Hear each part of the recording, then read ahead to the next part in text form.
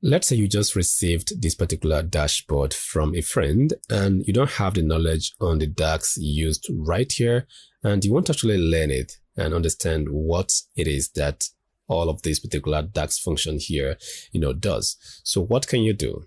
I have a new friend that will help you to do this. Let's go to my browser.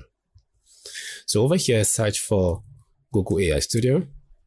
So once you have it, click on this one here. The next thing now is for you to actually click on Stream Real Time.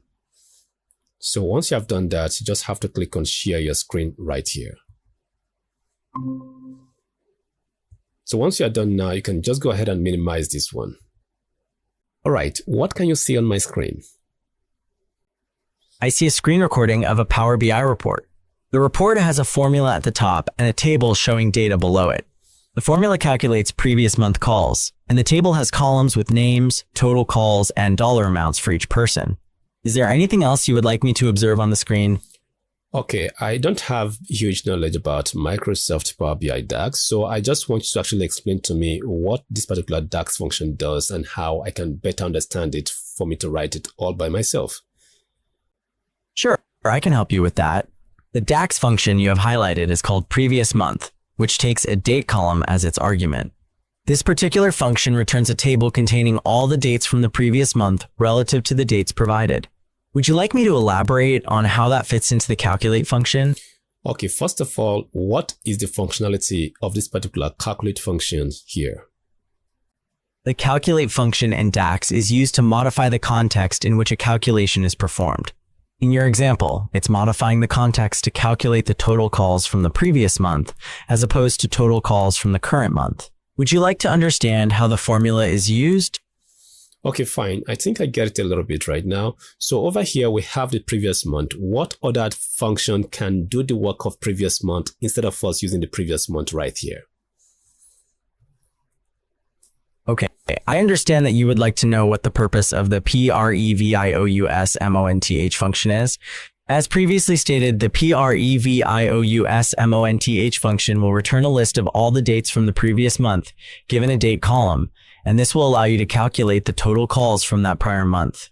Does this help clear up your understanding of the function? Yes, it does. But what I want right now is to use that function that will still do the same thing, but not previous month. So do you have any other suggestion for the kind of function we can use? Yes, I do. If you want to use a function that calculates for the next month instead of the previous month, you can use the nextmonth function in DAX instead of previous month. Would you like to explore that function further? Okay, what about this particular one right here? Okay, I see you have typed in dateADD. The dateADD function is used to shift the specified dates by a given interval. Would you like me to explain how to use this function within your formula?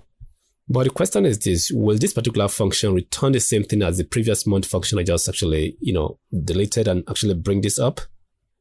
Yes, the dateAddDaw function that you have entered will return the same result as the previous month function. This is because it subtracts 1 month from the date column. Are there any other functions you'd like me to explain? Okay, fine. In general, can you look at the dashboard and tell me what this particular dashboard is for? Sure. The dashboard is for a call center. It shows key metrics, including total calls reached, total deals closed, and total deal values. It also shows a table with individual performance data and a trend line for monthly call and deal activity. Is there anything else you would like me to explain about the dashboard? Okay, that is great. Now let us go to Microsoft Excel. Right now, here is an Excel data. I just want you to actually tell me what kind of data is this? Okay, I see that you have an Excel spreadsheet open, and it appears to contain crime incident data. The columns include incident ID, date, time, crime type, location, state, outcome, victim age, victim race, suspect race, and case status. Is there anything else about the spreadsheet that you want me to comment on? All right, I don't have much knowledge about Microsoft Excel, but I want to make you the master right here. So can you actually help me analyze this particular data to get insight from it? Yes, I can help with that. Based on the data you've shown me, I can see that most cases are marked as case unsolved. Would you like me to analyze the cases by crime type or another variable in particular? Oh, I think I have my specifications. So I just want you to actually, analyze this particular data based on the total crimes by locations. Sure, I can do that. Based on the data provided, the location with the most reported crimes is downtown, with 10 incidents.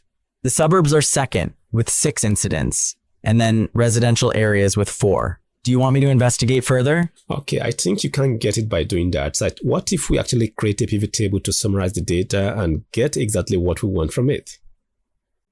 That's a good idea. A pivot table would be helpful for summarizing and analyzing the data. Would you like to create one now? Definitely. Show me how to do it because I don't know how to do it. Okay, I can walk you through the steps. First, you need to select all of the data in the spreadsheet, including the headers. Then go to the Insert tab on the ribbon and click on Pivot Table. Excel will then ask where you want the pivot table to be placed. Does that help? Or would you like me to elaborate further on the steps? Definitely, it helped. I just created my first pivot table. So tell me what kind of columns I should put in. Okay, since we are looking to analyze total crimes by location, I would suggest dragging the location field into the rows area and the incident ID field into the values area. This will create a count of the number of incidents per location. Would you like me to guide you through the next steps? All right, I think I just created it here. So, but the issue is this, I have this particular grand total, which I don't want. So how do I actually move it away? Okay, it seems that you want to remove the grand total row from your pivot table. Is that correct? Definitely. All right, you can remove the grand total by deselecting the grand totals option in the pivot table design tab. Would you like me to elaborate on this? Okay, I think I just get it right now. I have done that. So the next thing you're going to help me with right now is to actually make sure I convert this particular row label to normal title like location. So how do I do that? Sure, it sounds like you want to change the row labels title to location. To do that, simply click on the cell containing row labels and type location, then press enter. Would you like more help? Oh, I think I have a better option. So we can click on the design here, and from design, we can go over to this particular report layout and click on show in tabular form, and that shows the location. Is that better? Yes, it appears that the row labels title is now location and the table is in tabular form. Is there anything else I can assist you with? Okay, fine. These numbers here are not well formatted. I want to have comma separator right on the numbers. So how do I do that? It sounds like you would like to add comma separators to your numbers. You can do this by selecting the column, then clicking the comma style button in the Home tab. Would you like me to walk you through that in more detail? Okay, I think I just use the shortcut Ctrl+1 to do that right now. I can put this on number and take off the extra decimal places that I might have right on it, and now choose to use the comma separator, then click on OK. So what about this?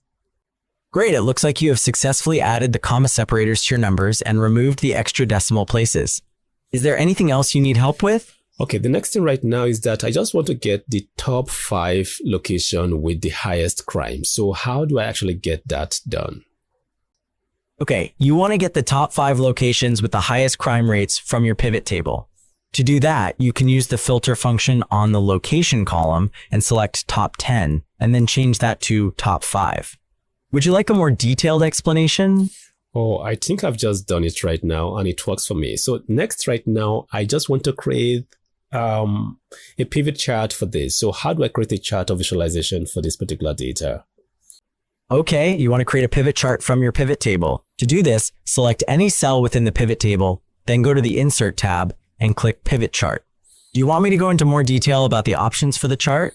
So what kind of chart do you think is going to be an ideal chart for this? Based on your data, a column or bar chart would likely be the most effective for visualizing the top 5 locations by crime incidents. Would you like to see a demonstration of this? Okay, I have done just that. So, but right now my chart seems to be very busy. So what and what should I remove?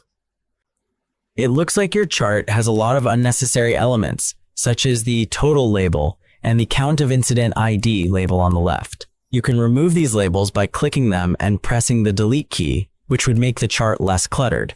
Would you like to see another suggestion on how to improve the chart? Okay, I think I've just done that, but right now this looks great, but not very great. So I would just want to rank this particular, chart from the highest to the lowest. So how do I get that done? All right, it seems that you want to reorder the chart from the highest to the lowest values. To do that, you can click on the drop-down arrow next to location and select sort largest to smallest. Is there anything else you would like to change about the chart? Okay, I think we don't have the option here. Based on what I have experienced right on, I can just right click here and go to sort largest to smallest, and I have it. So now I want to add data label on it. So how do I get that done? Sure, I can help with that. To add data labels to your pivot chart, you'll need to select the chart, then go to Chart Design in the ribbon. Then choose Add Chart Element, then click on Data Labels and select the position you want to show the labels on. Okay, successfully we have just done this. Let's go back to our data right here. So over here, as you can see, we have this column called date. So what I want to do is to actually get to, create a trend of the crimes on a monthly basis. So how do I have this analyzed in pivot table? Okay, I understand. You want to analyze the trend of crimes on a monthly basis using the date column in your data. To do that, you can create a pivot table and group the dates by month. After creating a pivot table, add date to the rows section, then right-click on any date, select group, and choose months. You should also drag incident ID to the values area and count those to analyze crime trends on a monthly basis. Oh, I think I just did that right now. This is great. So what kind of chart do you think is an ideal chart for this particular kind of, data I have right here? Got it. A line chart would be ideal for visualizing this kind of data as it shows trends over time. This would allow you to easily see how crime rates change across the months. Oh, this is great. I just did that and it worked for me. Okay, let us see how you can actually approach complex matters. So if we go back right here right now, still on the date column. So we cannot actually, group, the date inside pivot table and have the week or the week name. So how do I get the week names right from this particular date column here? Sure, I can help with that. To get the week names from the date column, you can use the WEKDay function. This function will return a number representing the day of the week, where 1 is Sunday and 7 is Saturday. To display the week names, you would use a text function to convert those numbers into names of days. This formula would look like this: text, weekday, date, DDD. You can apply this function to all rows and create another column with the days of the week.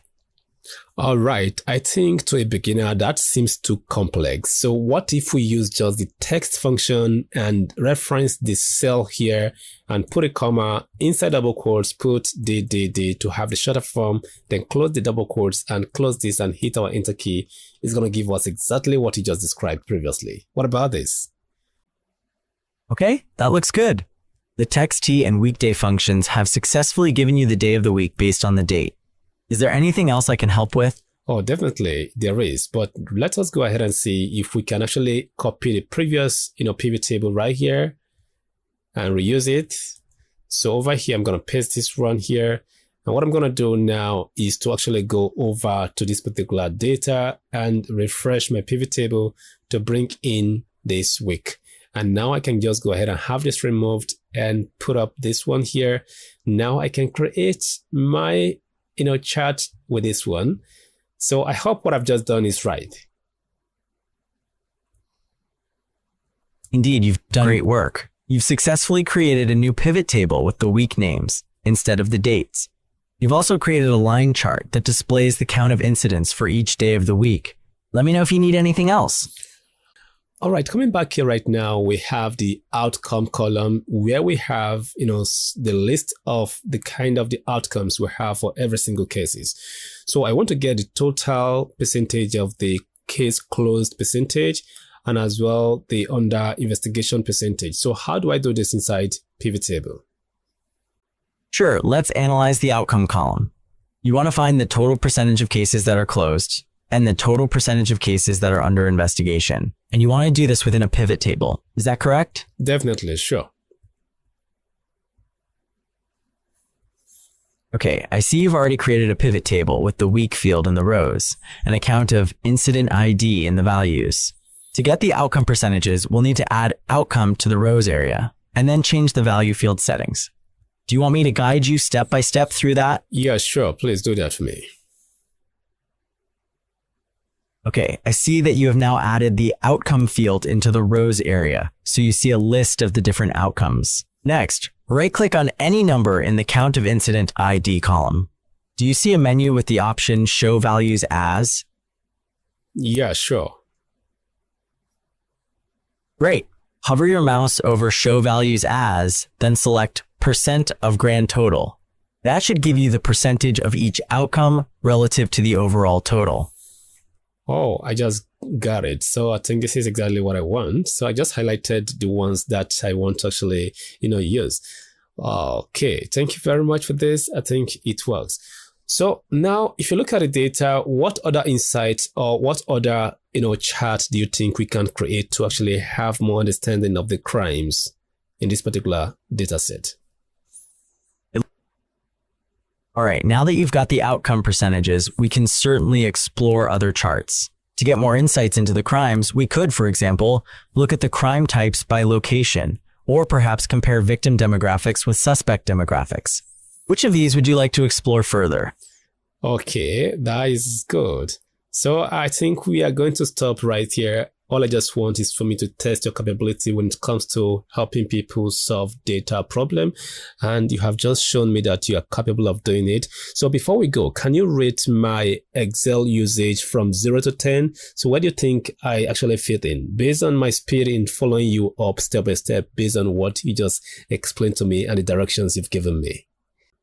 Okay, based on how quickly you followed my instructions, I would rate your Excel usage at an 8 out of 10. You were able to quickly grasp and apply the steps I provided for creating the pivot table and calculating percentages. Is there anything else I can help you with today? So thank you very much. I think you have just done the best for me. So see you some other time. You're very welcome. I'm glad I could help. Feel free to reach out again if you have more questions. Have a great day.